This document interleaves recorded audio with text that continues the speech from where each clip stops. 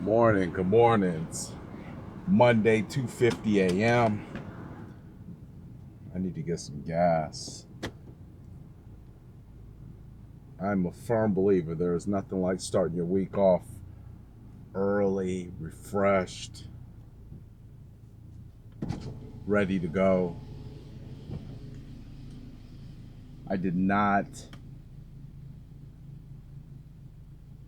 I did not feel like doing too much of anything this weekend. And for me, I'm not sure if that's normal. Um, but what's I'll tell you something that's funny. As I was coming into Friday, maybe I hadn't drunk enough water or not quite sure what was going on with me. But you know when you're off. You could be sick. I mean, one time I felt off and I said, man, I need to go to the doctor. And the doctor said, you're sick. I said, what do you mean I'm sick? Like I'm running the temperature? She says, no. She says, your nose, your nasal passage is congested, your ears look, different. You're sick by standards of a healthy person, not sick by standards of somebody who is like walking around on their damn deathbed and coughing and sneezing and going crazy. She says, so, but it's throwing off your equilibrium.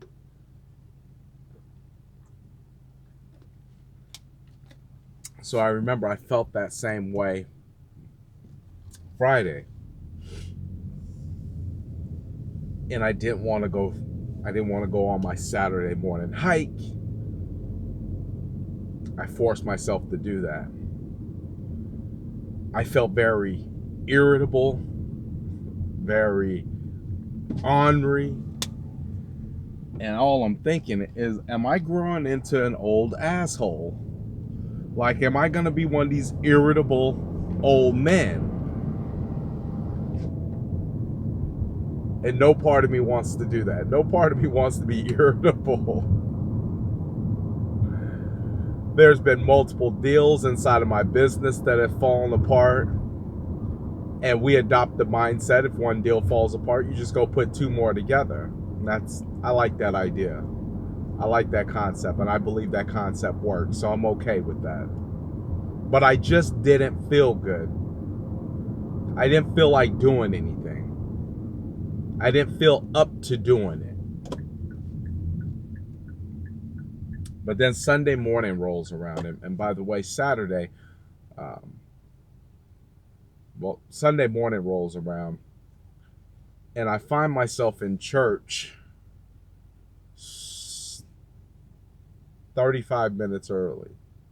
I find myself in church so early that I slow down as I'm driving on the freeway because I know that if I'm there too early, the gates won't even be open.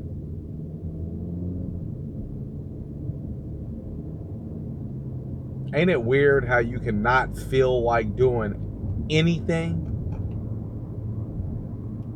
At least for me. The one thing that got me up early to go was church. And mind you, I usually stand up and I'm clapping and I'm singing with the song and the choir because they're really getting down, but I didn't feel like doing that. I just sat there. And I let my foot tap and I let my mind go into places of peace. And then when they called for an altar call, meaning basically it's whoever wants to come to the front to get prayed for can do so.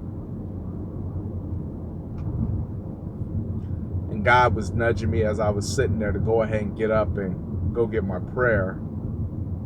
Go let somebody pray over me. And it just dawned on me. The process is long. The reward isn't always immediate.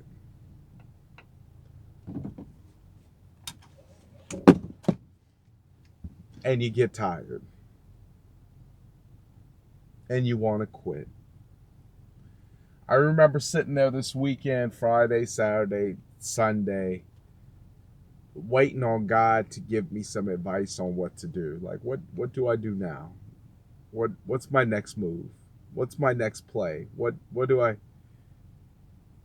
direct me, guide me, inspire me? And I didn't hear anything.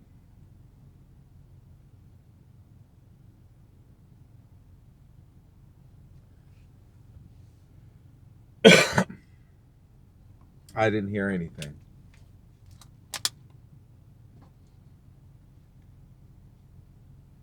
I was standing in the mirror of the bathroom.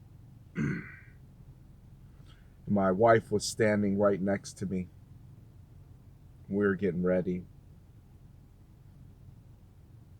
And I said, I don't like how I treat you.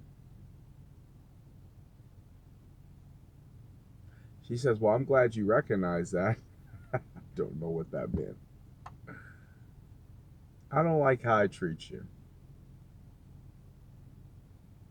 And I didn't even know what that meant. I had not a clue what that meant. Uh, because sometimes I feel like I'm treating you good, and then in reality, maybe I'm not. In reality, maybe I'm being too hard, right?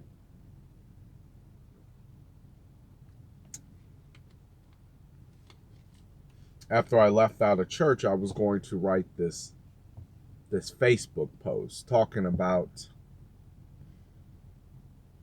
when you don't know how to question mark be a good father, get around the right people who you know are good fathers. When you don't know how to have a good marriage, get around some people who are in a good marriage. When you don't know how to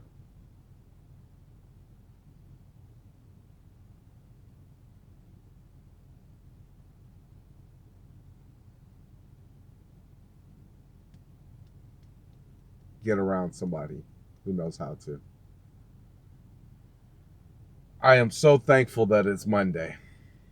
I am so thankful that I waked up. I am so thankful that I feel good. I am very thankful. But this weekend, I just couldn't make heads or tails of how I was feeling.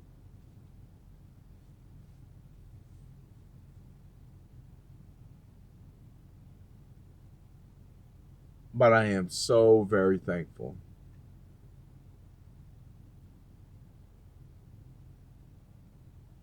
I have a cousin out in Tucson. Now, I remember when I came home, he was the first person to really show up every day to make sure I was okay. I had what I needed. Introduced me to a cell phone. He still has the same cell phone. Took me camping. When I even went out, my first time out in Mexico was with him. Slept on the dirt floor. Smoked weed in the park outside of the jail.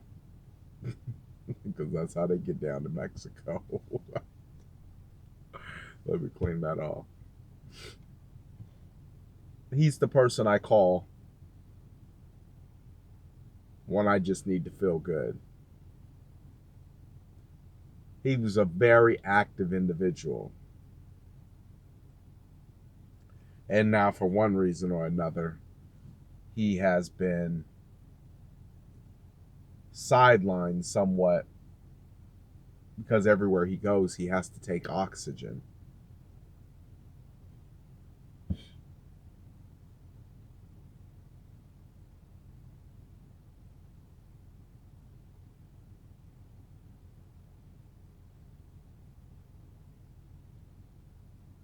So you got to be very thankful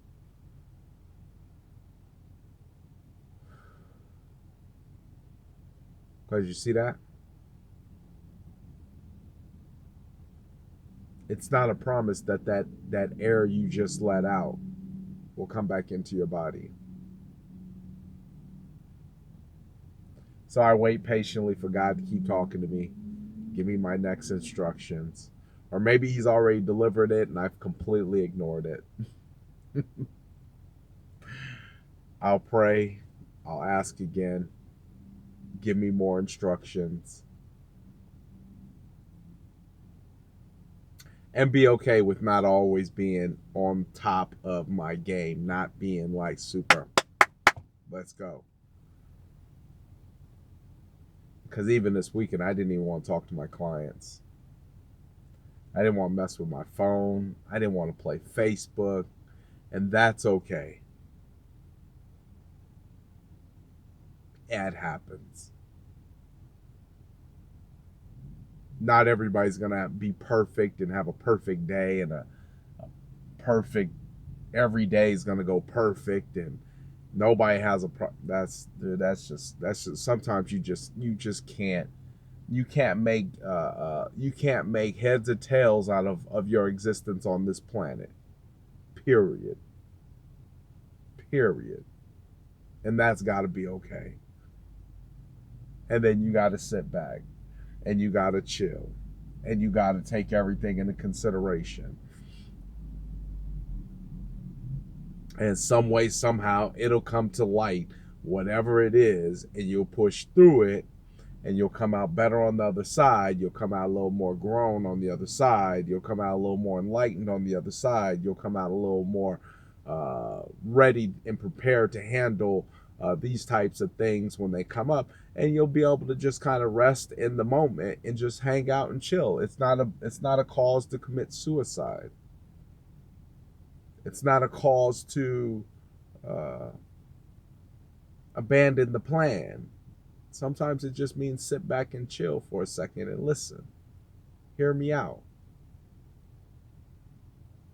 But I'm not a perfect father. I'm not a perfect husband. I'm not a perfect businessman. I'm not a perfect believer. I'm not a perfect human.